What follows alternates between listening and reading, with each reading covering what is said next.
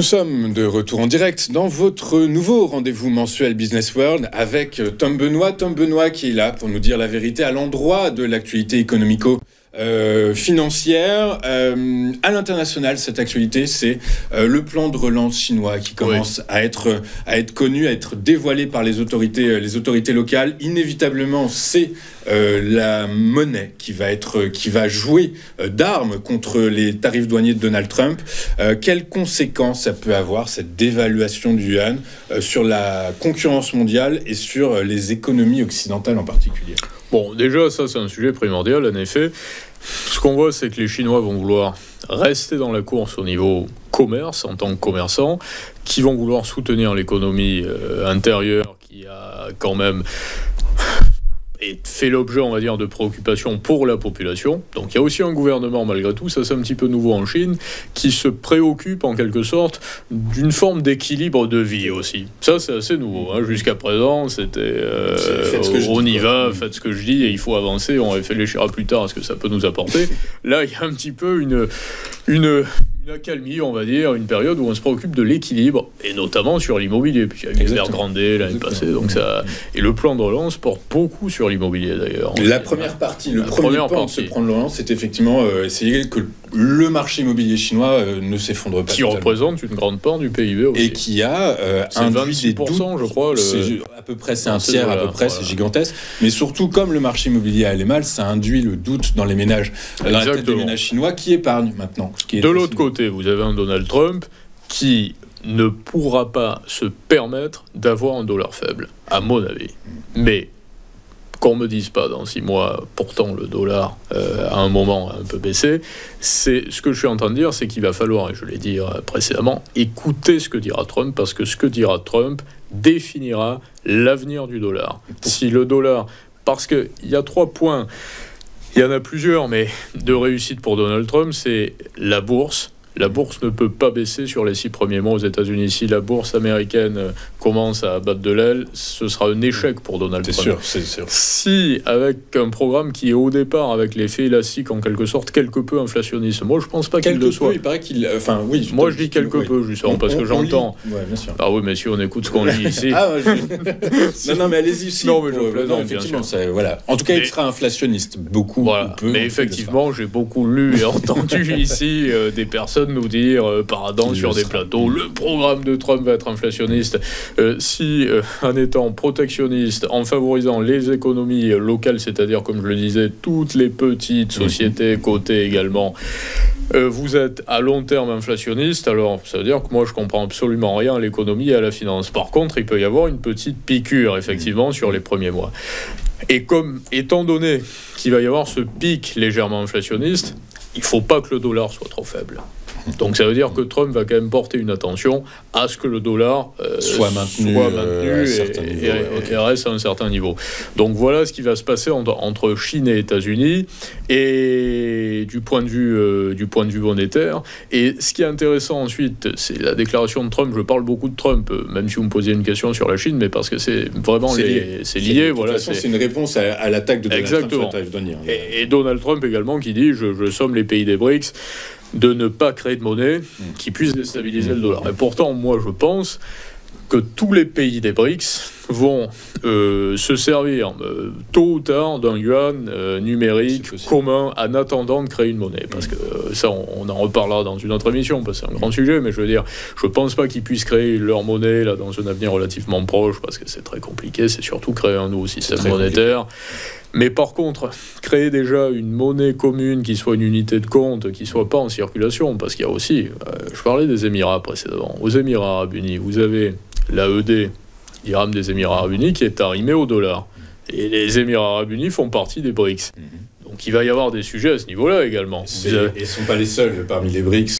Voilà, l'Arabie Saoudite qui a fait passer... La tentation américaine existe encore beaucoup quand même. Exactement. C'est surtout que pour le moment, c'est plus que la tentation, c'est qu'ils sont... Vous avez Trump qui va installer une Trump Tower d'ailleurs à Dubaï, c'est vrai, l'année prochaine. Ouais. Il s'est associé à des Saoudiens d'ailleurs pour bâtir cette tour. Et vous regardez l'Arabie Saoudite, pétrodollar, tout ça, les accords qui ont été un peu remis en question l'année passée, des premiers paiements sur des matières premières énergétiques qui ont été faits en yuan ce qui n'avait jamais été fait, c'était en dollars jusqu'à présent. Ça veut dire que d'un côté, les Chinois vont s'imposer en tant que patrons, donc eux aussi, il ne faut pas qu'ils aient une monnaie trop faible, les Chinois. S'ils veulent être respectés par l'Indonésie notamment, il ne faut pas qu'ils aient une monnaie trop faible. Et de l'autre côté, vous avez un Trump qui va vouloir quand même négocier. C'est un négociateur avec l'Arabie Saoudite, avec les Émirats, avec certains pays des BRICS, pour pas qu'ils partent trop vers la Chine. Effectivement, vous avez raison. Il y a un niveau, les financiers ont déterminé un niveau en dessous duquel le yuan ne doit pas tomber. C'est 7,5 yuan pour un dollar. Du coup, effectivement, il y a des seuils comme ça à respecter.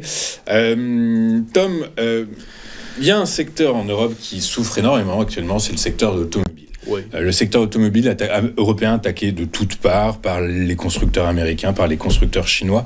Si on reste sur cette actualité chinoise, comment est-ce que vous voyez l'évolution du secteur automobile européen ? Il y a plusieurs secteurs dans un même domaine. Il y a les équipementiers, il y a les constructeurs. Évidemment que si on parle de la voiture électrique, BYD et Tesla sont davantage aux premières loges que Mercedes et BMW ou Stellantis pour le moment. Bon, Stellantis, il y a d'autres problèmes en plus aujourd'hui. Le moteur, voilà, et d'organisation aussi à l'intérieur du groupe. C'est ce sujet, c'est une digression, mais c'est le constructeur automobile français qui a rencontré le plus de difficultés depuis toujours avec son moteur PureTech. Oui, absolument. Qu'il y a pas... Et puis après, mais même chez les Allemands, vous avez, même chez Mercedes et BMW, il y a beaucoup de moteurs depuis des années. Ça fait une quinzaine d'années qui proviennent de Stellantis ou de Renault. Sur les CLA, les Classe A, il y a 1,8 litre, vous avez des moteurs de Renault. Et chez BMW, vous avez des moteurs Peugeot. Moi, j'ai toujours été passionné d'automobile et j'ai eu des Mercedes de collection dans les années 70. On n'aurait pas imaginé Mercedes avoir un moteur Renault ou BMW Peugeot. C'est possible. Et donc, vous avez les équipementiers également. Et les équipementiers, eux, sont très intéressants parce que ce sont des valeurs qu'on connaît un peu moins, mais ça va être des valeurs qui vont être au centre du jeu durant les temps qui viennent. Ceux qui habillent les voitures, ceux qui équipent les voitures, ceux qui font exactement, qui font les tableaux de bord, par exemple. Et là, on voit bien que les valeurs européennes, ça a plutôt tendance vraiment à s'effondrer. Là, c'est un horizon assez définitif. Et du côté américain, s'il y a des droits de douane, ça va les favoriser. Et les valeurs européennes, par ailleurs, qui sont déjà installées, qui ont des usines aux États-Unis, c'est pas mauvais pour elles. Ou au Maroc, d'ailleurs. Parce qu'au Maroc, il y a une convention entre les États-Unis et le Maroc. Donc, il n'y aura pas de droit de douane. Donc c'est pas si terrible que ça. L'avenir n'est pas si sombre que ça pour les constructeurs. Pas pour tous. Il y en a pour lesquels ça va exploser. Oui, mais pas européens. Pas européens. Évidemment, pour les Chinois, pour les Américains. Les Européens, il peut y avoir de bonnes surprises. Après, je ne sais pas, ça va être au cas par cas. Mais là, je ne la vois pas pour le moment. Voilà, je veux dire, on ne peut pas...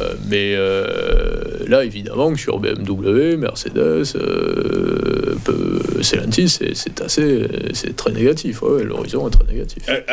Surtout que les stocks sont pleins. Ils ont produit beaucoup. Ils vendent plus, c'est sûr. Du coup, à force des choses... Ils ont du cash, par contre.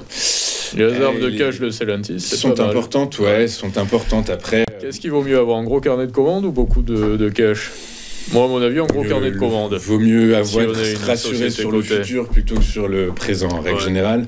Dernière question, Tom, à propos de la BCE qui va rendre tout à l'heure à 14h15 sa décision de politique monétaire. Les marchés anticipent 25 points de base de baisse. Au-delà de cet aspect monétaire qui est là pour soutenir une économie morose qui déraille un peu, est-ce qu'on peut se l'avouer maintenant que la BCE soutient très clairement le marché obligataire français du fait que les taux n'évoluent pas à la hausse alors que le risque politique est très présent, le risque économique aussi.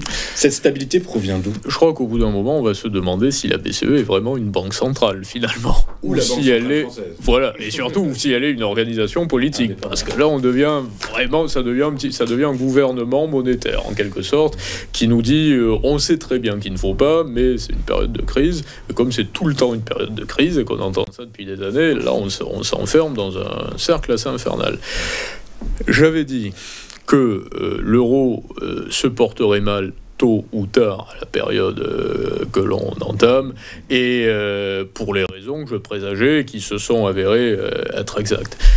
Ça va se poursuivre et je vois aucune chance, là, réellement, aucune possibilité pour que l'euro ait un avenir glorieux. Parce qu'il y a un numérus de problématiques. L'industrie en Allemagne, qui pourra pas relancer justement par une crise industrielle qui va mettre des années à... Crise industrielle, économique, politique. L'Allemagne, c'est difficile. Surtout que l'industrie change le visage aussi. Ça se fait plus de la même façon. Les savoir-faire sont plus les mêmes. Et ils étaient très doués sur la machine-outil, sur l'automobile.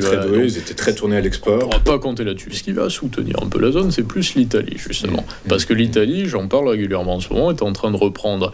Et j'en entends peu parler ailleurs, par contre, mais c'est vraiment l'un des points centraux, est en train de reprendre tout le marché du luxe, et vous verrez que dans les 2 à 3 années qui viennent, vous allez commencer à avoir de nouveaux groupes dont vous n'entendez pas parler, qui sont de vrais groupes de luxe italiens, qui font du vrai luxe, des produits de qualité.